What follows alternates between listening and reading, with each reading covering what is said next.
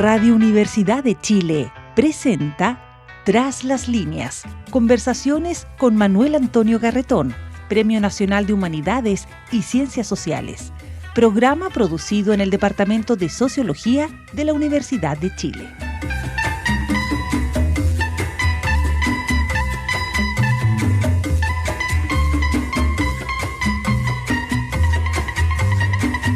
Muy buenas tardes, bienvenidos y bienvenidas a Tras las líneas, el programa del Departamento de Sociología de la Universidad de Chile, en que abordamos los problemas grandes y chicos que enfrentamos como sociedad, como región latinoamericana, como humanidad, desde la perspectiva particular de las ciencias sociales. Y hay una, llamémosle ciencia social, que analiza no solo las sociedades, que lo hace normalmente las distintas disciplinas, sino que analiza lo que ocurre en el mundo, en la sociedad mundial, por decirlo así. Y uno podría decir entonces que es una mezcla de todo, es una mezcla de sociología, de relaciones internacionales, de ciencia política, de economía política, en fin. Y entonces hoy día vamos a abordar uno de estos temas que tiene que ver fundamentalmente con las grandes transformaciones que está ocurriendo hoy día en el mundo, los cambios de hegemonía y los problemas que atraviesa América Latina frente a un mundo que pareciera dividirse en dos grandes potencias, ya veremos eso, y que América Latina un poco, algunos de los dos grandes países que están en esta disputa, no sé si saben mucho qué hacer con América Latina. Lo que pareciera claro es que América Latina no sabe qué hacer con lo que, digamos, con esta bipolaridad o nueva polarización en el mundo de hoy. Entonces estamos en presencia de un cambio de época del tipo de globalización, además, porque no estamos en la misma globalización de los 90 para adelante, si se quiere. Estamos en otra, porque está cambiando la hegemonía y además estamos en un mundo mucho más globalizado y donde además la amenaza permanente de posibles confrontaciones, de hecho estamos en presencia de muchas confrontaciones. El Papa Bergoglio hablaba de una guerra mundial por partes, lo que es muy interesante, porque si fuera la guerra mundial completa, acabaría la humanidad. Bueno, para hablar de estas cosas, vamos a hacerlo con alguien que ya hemos invitado una vez y que es probablemente de los mejores estudiosos desde la mezcla de ciencia política, relaciones internacionales, economía política, de los mejores analistas que tenemos en América Latina, aunque él no vive en América Latina, y que ha escrito muchos libros y que ha hecho de los mejores análisis, a mi juicio, a través de sus columnas, sobre las transformaciones en las relaciones políticas internacionales, sobre el cambio de hegemonía y también sobre otro tema que vamos a tocar, que es de qué modo el narcotráfico, el tema de la seguridad de los distintos países, está también generando problemas en esta inserción de América Latina en, en este mundo nuevo donde la hegemonía está en disputa. Y entonces la pregunta con la cual vamos a comenzar, pero antes voy a presentarlo, tiene que ver precisamente con esto. ¿Cómo se inserta América Latina en esta situación de hoy? Bueno, nuestro invitado es Andrés Malamud. Él es, como decía, ha estado con nosotros otras veces y él es un investigador principal en el Instituto de Ciencias Sociales de la Universidad de Lisboa. Es licenciado en Ciencia Política por la Universidad de Buenos Aires y doctor en el instituto, doctorado en el Instituto Universitario Europeo de Florencia. Ha sido investigador visitante en el Max Planck de Heidelberg y en la Universidad de Maryland.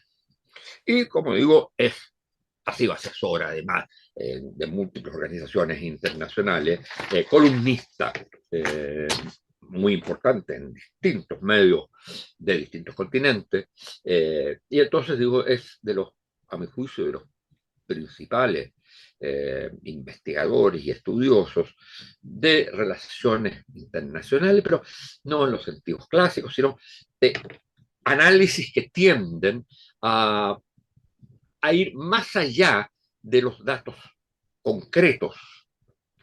El análisis de política internacional siempre como muy concreto. Entonces, aquí se trata de ver cuáles son las grandes tendencias y él es sin duda uno de los principales en esta materia. Bueno, muchas gracias por estar con nosotros, Andrés. Y quisiera partir por la pregunta que viene de uno de tus artículos, es alinearse o no alinearse. Este es el problema fundamental hoy de América Latina en el mundo. ¿Cómo podríamos definir esto y por qué? Y después seguimos con nuestro tema. Genial. Adelante. Y muchas gracias por estar con nosotros. Gracias a vos, Manuel Antonio. Es un honor volver a conversar en este programa. Alinearse o no alinearse significa que hay potencias que intentan disciplinar a los demás países. Y entonces los demás países tienen que optar si están con una, si están con la otra o si permanecen neutrales. Y acá lo fascinante es que estamos en un periodo de transición. ¿Qué es una transición? Es un camino que va de un orden a otro. El orden que conocíamos, el último que vivimos, era unipolar. Después del fin de la Guerra Fría, Estados Unidos manda en soledad. Antes de eso tuvimos un orden bipolar, en que Estados Unidos y la Unión Soviética se dividían el mundo y lo que quedaba afuera era llamado tercer mundo, era la Pero no eran periferia. también países no alineados que se llamaron, intentaron ser distintos. Exactamente, liderados en parte por la India y por Yugoslavia, el movimiento de países no alineados trató de hacer una tercera posición. Esa tercera posición nunca tuvo la fuerza efectiva de disciplinar o de generar las condiciones que permitiesen cambiar las reglas. Lo intentaron, en los 70 tuvieron bastante fuerza. En los 70 recordemos que hubo dos crisis del petróleo. En el 73, después de la guerra de Yom Kippur, y en el 79, después de que los ayatolas toman el poder en Irán. Entonces, por diferentes razones, por boicot o por apropiación de uno de los países que más petróleo producían, sube el precio del petróleo y entran en crisis los estados de bienestar. ¿Dónde están los estados de bienestar? En las democracias occidentales. Europa y Estados Unidos sufrieron muchos problemas. América Latina también. De ahí deriva la crisis de la deuda que estalla en México en 1982 y terminamos pagando casi todos los países. Chile menos, porque había sufrido antes el ajuste de Pinochet de la década del 70. Pero en Argentina se sintió muy fuerte. Esta transición de poder es importante. Esta transición de poder es muy simple. La potencia existente declina. Estados Unidos pierde peso relativo y la desafía una potencia emergente, que en este caso es China. Hubo otras potencias emergentes que con el tiempo quedaron reducidas a poco o a nada. A poco, Japón. A nada, la Unión Soviética. La Unión Soviética se disuelve en 1991 y después, por un momento, parece que Japón es el rival de los Estados Unidos que le está comprando los edificios de Nueva York. George Bush padre viaja para tratar de que los japoneses no sigan invirtiendo en Estados Unidos y después Japón se estanca y hace 30 años que está estancado. Y aparece China, que tiene 1.400 millones de habitantes, un quinto de la población mundial. Y por lo tanto, mucho mercado, mucha capacidad de producción, Como menos capacidad de consumo. siete Estados Unidos dentro, más o menos. Bueno, 5, digamos, son 300 millones en Estados Unidos, Ah, 300. 1.400. Pero sí, es una desproporción increíble teniendo en cuenta que Estados Unidos es la tercera potencia demográfica mundial. La segunda es China, mejor dicho, la primera es China que superó a India, perdón, es India que superó a China el año pasado. Sí. Si tenemos a la India y a China con 1.400 millones, Estados Unidos con 350, y después vienen Indonesia. El eh, tercero, Estados Unidos es a distancia enorme los otros. exactamente. ¿Qué es lo que tiene Estados Unidos para compensar su, en términos comparativos, baja población? Tiene una gran capacidad de innovación tecnológica y un enorme mercado de capitales. Además de tener el dólar, que es la moneda en la cual medimos el valor de las cosas en el mundo y ahorramos las reservas en dólares o en bonos del Tesoro de los Estados Unidos, son las más seguras del mundo.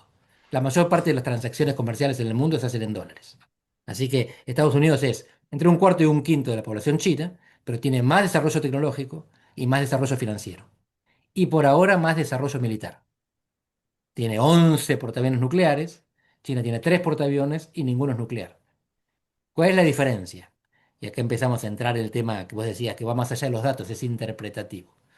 Los Estados Unidos son una potencia cristiana. El cristianismo es una religión misionera, proselitista, que busca convertir. Cree que todos pueden ser cristianos y busca que lo sean. China es una potencia judía. Se considera el pueblo elegido. China en chino significa imperio del medio, reino del medio. ¿Del medio de qué? No es del medio de Europa y Japón. Es del medio de la divinidad y la humanidad. Los chinos se consideran diferentes a los demás, nunca aceptaron embajadas ni mandaron embajadores hasta que Occidente los obligó. Los chinos no creen que el resto de las personas podamos ser como ellos y no quieren que seamos como ellos. No son proselitistas, no son misioneros. Y entonces tenemos estas dos potencias. No buscan, especialmente pese a que podría, no buscan la hegemonía, no buscan ordenar el mundo de acuerdo a ellos, A como su Estados cultura. Unidos. No, defienden sus intereses, esto tiene que quedar claro, pero los defienden de manera más geoeconómica que geopolítica. Lo defienden más defienden sus intereses con préstamos, con inversiones, con acceso a mercados y con represalias financieras, pero no con portaaviones, no con bombas nucleares, no con alianzas militares. Fíjate que los BRICS, que es este grupo de países que montó China, primero eran 4, después 5, ahora se ampliaron y son 11, incluye a Irán, incluye a los Estados Árabes Unidos. En este Incluye a momento Brasil, Irán ¿no? está en guerra Brasil, con Estados Unidos. Perdón. Brasil Brasil también. también, claro. Los BRICS originales son Brasil, Rusia, India y China. Después se agrega Sudáfrica. Y después se agregan 6 más.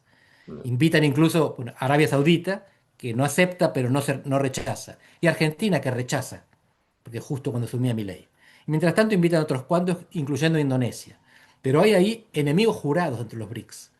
Y algunos de esos enemigos jurados, Irán y los Emiratos Árabes Unidos, los Emiratos son más aliados de Estados Unidos y de Israel que otra cosa. E Irán estuvo siendo bombardeada por Estados Unidos y China, bueno, sí dijo Pío, dijo está mal, no bombardeen, pero no es una alianza militar, no salió a defender. Cuando Rusia ataca a Ucrania, Estados Unidos manda armas, manda asesores, coordina la defensa, le, le permite que los satélites de Elon Musk la defiendan y le permitan atacar en la Rusia profunda. En cambio, China no hace lo mismo con sus aliados, porque China no tiene un enfoque geopolítico de su defensa de intereses nacionales. Tiene un O sea, enfoque, tiene no tiene un proyecto militar propiamente tal. exactamente, salvo en su región muy Ah, limitada, pero no por claro, ser su región, sino en lo que ellos consideran que es China. Cuando con ellos su país. quieren reintegrar a Taiwán, es porque consideran que Taiwán es parte de China, y Taiwán considera lo mismo, solo que piensan que tiene que ser Taipei y no Beijing la capital. Con Hong Kong es igual, ellos piensan que Hong Kong es China, y es una región especial que tenía otro sistema y ahora está empezando a dejar de tenerlo. En general, China no hizo imperialismo a lo largo de la historia. En los últimos 50 años tuvo una sola guerra, muy breve, contra Vietnam, después de Estados Unidos, y le fue mal. Una sola vez en la historia tuvieron una armada capaz de navegar los océanos, y la desactivaron ellos mismos. China no tiene experiencia de combate. Estados Unidos se la pasa haciendo guerras. En algunas le va mejor, en otras les va peor. Tienen experiencia de combate. Los militares norteamericanos pelean. Los chinos no. Entonces uno puede tener... Intervienen como intervenía, por ejemplo, Estados Unidos en América Latina. Ellos no No. intervienen. No de esa manera. La Ya. manera de intervención china no es que China no tenga condicionalidades, no te imponga algo a cambio de algo, pero las condicionalidades son financieras. Cuando te dan un préstamo, quiere que se lo devuelvas. Cuando hacen un contrato, quieren que se lo cumplas, pero no buscan invadir y no buscan convertir. Estados Unidos a lo largo de la historia, la invasión la hizo no de manera de anexión. Europa siempre invadió para anexar. Europa tenía grandes colonias en el mundo, toda África, la India eran colonias europeas. Estados Unidos tiene una especie de imperio informal, que no se basa en la anexión, se basa en la influencia Bueno, que tiene hasta al ahora, garrote por detrás. hasta ahora, porque Trump, Trump es diferente, ahora precisamente. claro. En parte porque dice que hay que defenderse de China con medidas más duras, es que Trump ahora empieza a hacer algo parecido a lo que fue Theodore Roosevelt, que fue el tipo al que le gustaba invadir, que fue el tipo que a caballo, bueno, hace la guerra contra España en 1898, cuando se determina finalmente la independencia de Cuba y Estados Unidos se queda con Filipinas y con Puerto Rico, por ejemplo. A Trump le gusta un poco Theodore Roosevelt, le gusta Andrew Jackson, que fue el primer presidente populista de los Estados Unidos. Trump es alguien que va a buscar el pasado de manera intuitiva, no de manera histórica, no de manera leída. Y se basa en esos presidentes que eran brutos, que hacían las cosas a la fuerza. Y entonces Trump hoy está queriendo anexar territorios. Lo dice explícitamente, Groenlandia, Canadá o partes de Canadá. Lo dijo con Venezuela y lo dice con Cuba. Así que tenemos en Trump alguien que no sigue la línea ni de la política exterior norteamericana, que tuvo varias idas y vueltas, ni del Partido Republicano, que siempre fue un partido más interventivo en algún aspecto. Pero los demócratas también lo fueron. Y aquí viene lo interesante. Trump se diferenciaba tanto de republicanos como de demócratas porque él decía no haber iniciado ninguna guerra en su primer mandato. Y se jactaba de que en el segundo mandato iba a terminar con todas las guerras. Y lo que hace, en parte por la frustración de no haber ganado el Premio Nobel de la Paz, es cambiar el nombre de la Secretaría de Defensa, que ahora se llama Secretaría de Guerra, e iniciar guerras. Una guerra por elección, la guerra contra Irán, que no la pudo ganar, que no está sabiendo cómo salir, y que ahora todo lo que le queda es minimizar daños, reducir los daños. Pero Porque hasta ahora, tú crees que no ganó o que no va a ganar la guerra contra Irán? por ahora no la ganó, sin dudas. Si la va a ganar, no sabemos. En este momento están negociando, dicen, y ella trazó innumerables líneas rojas que dejó que Irán ultrapasase todas las veces que fue necesario. Y esto puede parecer raro, ¿cómo puede ser que un país más débil venza a un país más fuerte? Y sin embargo pasa todo el tiempo. Estados Unidos pierde la guerra contra Vietnam en la década del 70 y la Unión Soviética pierde la guerra contra Afganistán a fines de los 80. Así que las grandes potencias, incluso potencias nucleares, pierden guerras contra países mucho más pobres que no tienen la bomba atómica. E Irán no tiene la bomba atómica. Se dice que fue parte del argumento para iniciar la guerra, que no la tenga. Pero es un argumento falso, por una razón muy simple. En 2015 Barack Obama llega a un acuerdo con Irán, un acuerdo que son 6-1. Los 6 son los 5 miembros del Consejo de Seguridad, Estados Unidos, China, Rusia, Gran Bretaña, Francia, más Alemania, contra Irán, para que Irán no siga enriqueciendo uranio y le dé el uranio que tiene enriquecido a monitores internacionales. 2015, Barack Obama. 2018, después de ganar las elecciones, Donald Trump anula el acuerdo e Irán vuelve a enriquecer uranio, ahora sin monitoreo de las agencias internacionales. Así que si ahora Irán estaba cerca de la bomba, cosa que no es verdad, pero supongamos que sí, estaba cerca de la bomba, era gracias a Donald Trump. Él inició una guerra porque generó las condiciones para que esa guerra fuera necesaria en su primer mandato. Es una guerra que si no es de necesidad, que si no es de elección ahora, es de elección por lo que hizo antes. En ningún caso es una guerra de necesidad. Mm. Bueno, y a ver, ya, entonces estamos en presencia de estas dos eh, Potencias. diferentes maneras de ejercer hegemonía. Sí, Y bueno, y la inserción en este problema del aislarse, ¿cómo era? Integrarse o no integrarse, alinearse o no alinearse, ¿eh? sí. ¿Cómo, ¿cómo se le plantea a América Latina? Bien. La posibilidad más evidente es alinearse con la potencia hegemónica en tu zona, en tu barrio. Y los barrios se definen muy claramente a partir del agua. El agua tiene un poder parador, stopping power, dicen en inglés. Porque vos avanzás con tus ejércitos hasta que llegas a la costa. Y después necesitas una tecnología diferente para seguir avanzando. En vez de tanques de guerra, necesitas barcos. Y es mucho más caro proyectar poder fuera de tus fronteras cuando tenés que ir por agua. Entonces, la mayor parte de las potencias en la historia tratando de hegemonizar su región, las regiones contiguas. Y Estados Unidos, como Gran Bretaña, tuvieron el privilegio de estar rodeadas por agua y por lo tanto tornar cualquier invasión mucho más complicada. Rusia fue invadida innumerables veces. Tenía la suerte de tener mucha distancia y mucho invierno. Entonces Napoleón y Hitler fracasaron. Pero todos los países que tienen potencias vecinas que pueden caminar en tu territorio, que pueden entrar caminando a pie, están en problemas más serios que aquellas que están rodeadas de agua. América Latina comparte con Estados Unidos la misma masa continental. Es decir, por supuesto que esto es hipotético, porque no van a caminar los soldados norteamericanos de Estados Unidos hasta Chile o Argentina, pero podrían hacerlo, aunque está complicado el tapón del Darién. Pero estamos más o menos protegidos de invasiones de potencias extrarregionales. Los asiáticos o los europeos tienen más dificultad para llegar a América Latina que los Estados Unidos, sobre todo en las regiones cercanas. Entonces, la primera opción que tiene América Latina es alinearse con el líder regional. El líder regional del hemisferio occidental son los Estados Unidos. Es lo más barato. Vos sabés que si te alineás con el líder, no te invade.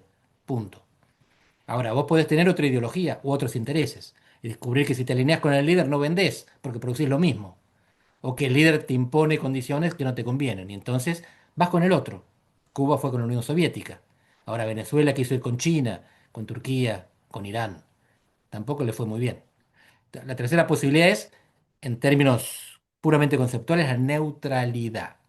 La neutralidad en América Latina tiene varias escuelas de pensamiento y se la llamó autonomía. No se la llama neutralidad porque la neutralidad significa que vos mirás a A y mirás a B y decidís que no estás con ninguno. La autonomía no necesita de A ni de B. Opciones de política exterior de América Latina, muy fuertes en Brasilia y en la ciudad de Rosario, en Argentina, sostienen la autonomía. Y ¿Y hay, México también o no? No. me- sí, México es ambiguo. México Retórica autonomista. absolutamente. México, vos conocés mejor que nadie.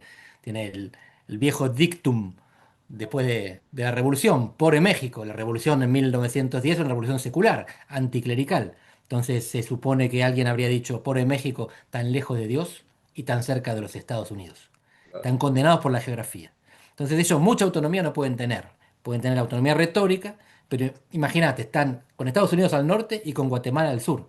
Para defenderse de Estados Unidos no hay ejército que aguante.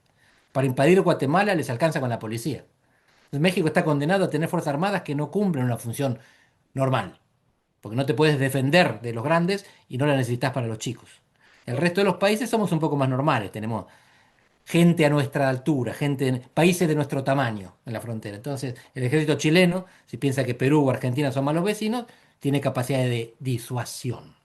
El ejército mexicano no puede disuadir al ejército de Estados Unidos. Así que México es un país aparte. Brasil, que tiene un tamaño incluso más grande que México, está protegido por la distancia. Brasil puede permitirse el lujo de la autonomía. ¿Qué pueden hacer los pequeños países, los que no son grandes como Brasil y México? Chile, por ejemplo. Jorge Heine, que es un académico chileno, tiene esta ¿No? idea de que se puede no alinearse activamente. Uno puede no alinearse ni con Estados Unidos ni con China, pero no de manera pasiva, sino buscando los intereses en cada caso. Lo que pasa es que esto no se diferencia demasiado del que dice alineamiento activo. Me alineo con Estados Unidos, pero le discuto en los temas que me importan. No, la teoría esta del alineamiento activo en realidad se llama realismo periférico. La diseñó Carlos Escudé de Argentina. Carlos Escudé decía, hay que alinearse con el poderoso en todo lo que no sea prioritario. Y lo que es prioritario se lo discutimos. Pero si Estados Unidos quiere combatir al comunismo, combatamos al comunismo. Ahora, cuando tenemos que hacer inversiones y comercio, que es lo que hace la prosperidad del pueblo, eso lo charlamos. Y hasta los militares lo hacían. En la década de fin del 70, inicio de los 80, Estados Unidos boicotea a la Unión Soviética. No le venden productos, no participan en las Olimpiadas, no los dejan participar. Los militares argentinos, en la época, necesitan venderles trigo a la Unión Soviética. Entonces le dicen a Estados Unidos, miren, discúlpenos, pero si no vendemos trigo, no comemos. Y Estados Unidos dice, ok, eso lo entendemos. No, Así que y hay... la dictadura argentina mantuvo las embajadas, la embajada rusa y todo lo demás, Exacto. a diferencia del caso chileno, por ejemplo. Exactamente, por eso te quería mencionar esto porque habla de la complejidad de todo lo que está en el medio. Vos podés alinearte con Estados Unidos, podés enfrentarlo alineándote con China o con la Unión Soviética, pero si te quedas en el medio, tanto el no alineamiento activo de Jorge Heine como el realismo periférico de Carlos Escudé están llenos de matices. Y esos matices requieren, para implementarlos, una diplomacia efectiva, una diplomacia capaz. La diplomacia no es solamente el cuerpo diplomático, no es solamente la burocracia del ministerio, es también un presidente, un canciller, una élite empresaria, una élite sindical, buenos contactos de redes internacionales que te permitan conseguir los mejores beneficios de tus aliados y de tus rivales, que no son tus enemigos. Y Porque para uno eso basta compite. que lo hagas solo o Ah, es necesario, digamos, buscar alguna forma de relación para plantearse eh, como mini bloque, por lo menos, o sea, como un interlocutor que te estás da más metiendo poder. el dedo en la llaga, perfecto. La cuestión, Prebisch, Raúl Prebisch, gran economista argentino, líder de la CEPAL, que está basada en Chile, durante mucho tiempo sostuvo que el problema de América Latina era el deterioro de los términos de intercambio. O sea, nosotros vendíamos barato productos naturales y comprábamos caras manufacturas. Y decía que para desarrollar las manufacturas necesitábamos escala. Y los países eran pequeños. La única manera de ganar escala era a través de la integración. La integración regional era un mecanismo no identitario, no nacionalista, no era existencial, era instrumental. Y de ahí Construyamos vino, escala juntos, tenemos América del Sur, América Latina, grandota, producimos para muchos más consumidores, producimos de manera más económica, más eficiente y después salimos al mundo o nos protegemos del mundo.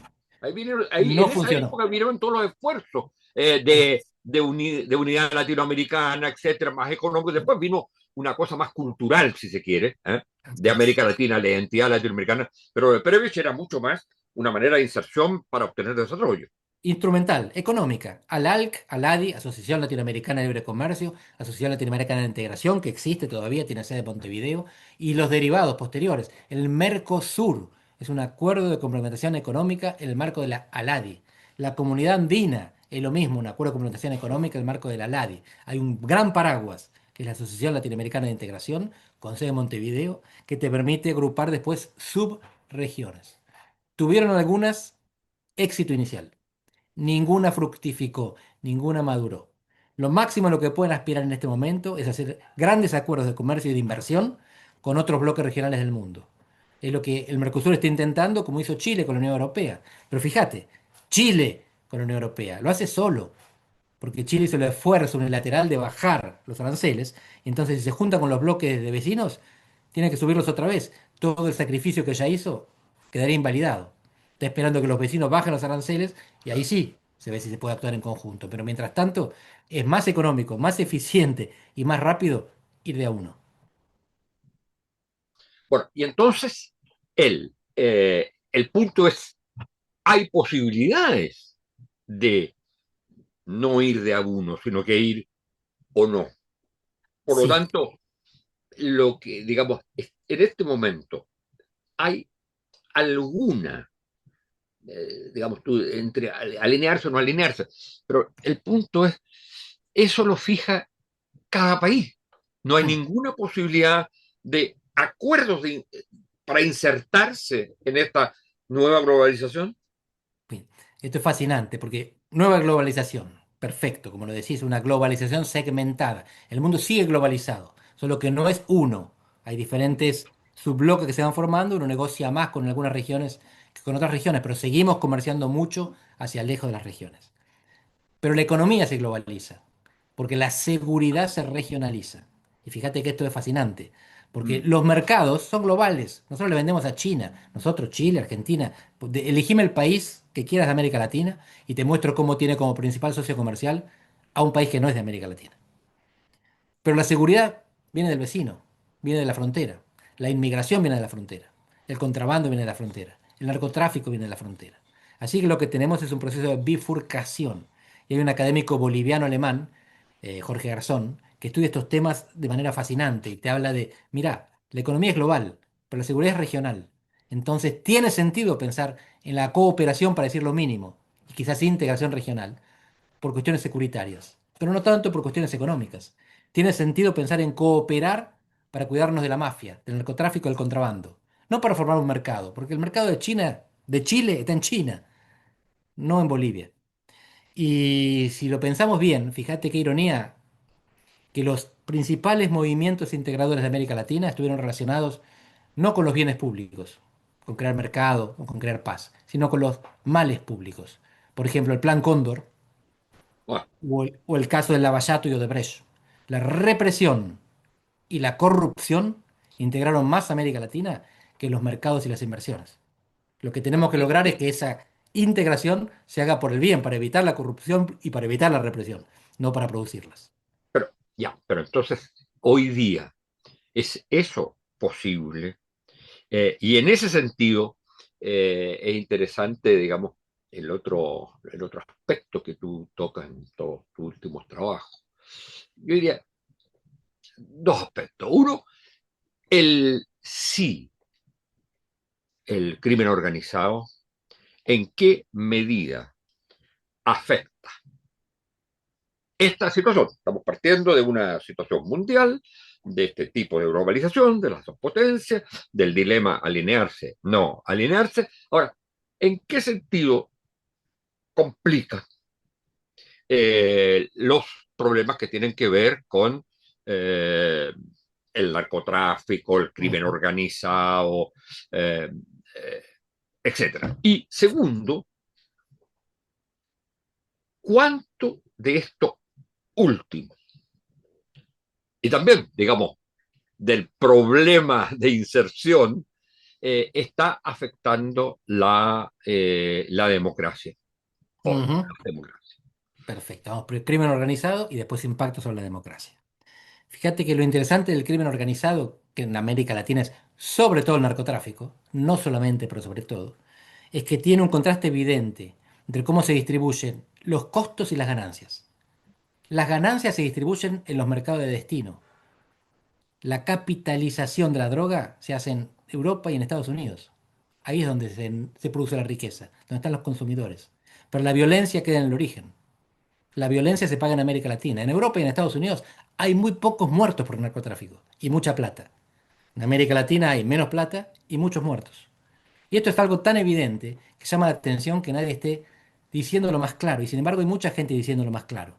Hay un equipo de pensadores latinoamericanos liderados por tres expresidentes: Fernando Enrique Cardoso de Brasil, César Gaviria de Colombia, Ernesto Zedillo de México, que desde 2009 viene advirtiendo que la guerra contra las drogas se perdió. Se perdió. Mientras se siga con el prohibicionismo, los narcos van a tener más recursos que los estados. Y además los estados les prestan las fronteras y les prestan las prisiones, de donde los narcos gerencian su negocio. De lo que se trata es de buscar otro mecanismo para que no haya capitalización en los países ricos y violencia en los países pobres.